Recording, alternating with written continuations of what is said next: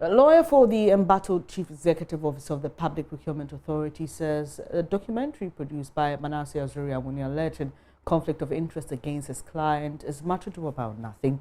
Augustine Obuo said, like everyone, he fumed when he first watched the investigative piece, according to him.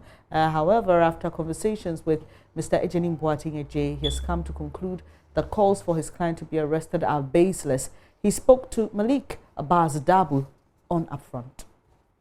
The highest contract DDL won was 1.9, and they have executed 5 contracts. None of them has been paid. So which contract is for sale? This is not a good way we should run our country. How long did the interrogation last? It was less than an hour. We were there in the queue. I said people would say that we were being heckled or something. It was less than an hour. What explanation did he give to interrogators in respect of his co-shareholder giving contracts out and taking percentages back? No, that is not the question that you are asked the shareholder. He said, no, look at my age. Look at my age on the stage. There is this company. He has several companies that he does run, agrochemical and all that, as he's on his way out on retirement. These are the things he's going to do. He even has a pure water company, wife and husband, that he sells sachet water. This is normal with public servants. So that's a lawyer for the suspended PPA boss speaking to Malik Abbas Dabu after his client appeared before the special prosecutor on Thursday. Well, the MD of Talent Discovery Limited, the company that's alleged to have sold those contracts, is appearing before the special prosecutor this morning. The documentary showed how TDL, incorporated in June 2017, was allegedly selling out government contracts. It had been awarded through restrictive tendering. My colleague Joseph Akable joins us live with more from the Office of the Special Prosecutor. Hello, Joseph. Have you seen the MD of TDL Group at the Special Prosecutor's Office this morning? What can you report from there? So, Benis, I'm just standing some few meters away from the Office of the Special Prosecutor here at Laboni. I can report that indeed I have spotted Thomas Amma, who is the General Manager for the Talent Discoveries Limited. When I got here, a few minutes after 9:30, the main gate to the Office of the Special Prosecutor was actually open, and they were on the compound. The lawyer whose soundbite you played not too long ago, Augustine Obuo, together with Mr. Ejenim Boateng, and also Francis Ahin, who is his brother-in-law, who we understand is also a shareholder of the company Talent Discovery Limited. Together with Thomas Amma, they were all on the compound of the Office of the Special Prosecutor, engaged in a conversation. At about 10 a.m., Thomas Amma exited the Office of the Special Prosecutor in a police car, a Camry, a police registration number GP, that left the premise of the Office of the Special Prosecutor, but the others remain on the compound. The understanding or the information we are picking indicates that those are the investigators that left with Mr. Amma. We understand that they will be seeking to identify his residence, after which they will bring him back before the interrogation starts.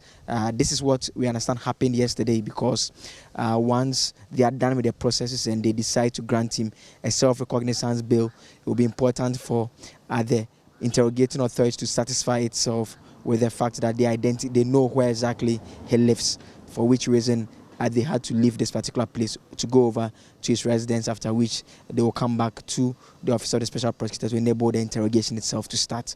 And so the information we are putting across is that first, Mr. ABJ himself is here at the Office of the Special Prosecutor. Same as Francis Ahin, the shareholder of Talent Discovery Limited, Thomas Amma, the General Manager, and their lawyers. And as we pointed out, Thomas Amma has left with investigators, and they were expecting him to return soon for the interrogation to start, Benis.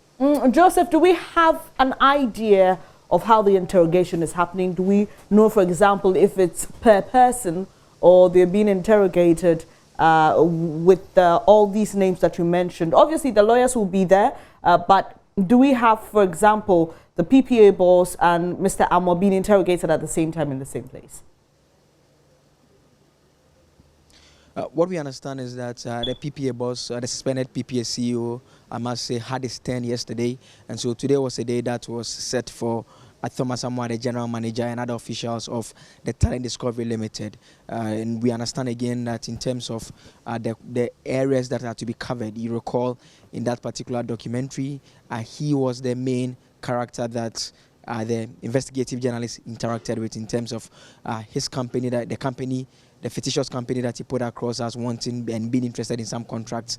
The main individual at TD or they interacted with Thomas Samoa is that individual, and so questions will be asked of him on what he knows about the allegations that have been put across in that documentary, especially about a bit about he demanding some money and the amount of 5,000 cedis that was paid him. Again, we understand that charges will be proffered against him, and then he will be granted bail. As to whether the other individuals aside from him would also be interrogated, that we are not sure of. But what we are certain of for a fact that this is a day that was designated for Thomas Sama, who is the general manager of Talent Discoveries Limited. Thank you very much, Joseph Akable, there joining us from the Office of the Special Prosecutor. You'll be staying on this, and we definitely will bring you updates in subsequent bulletins.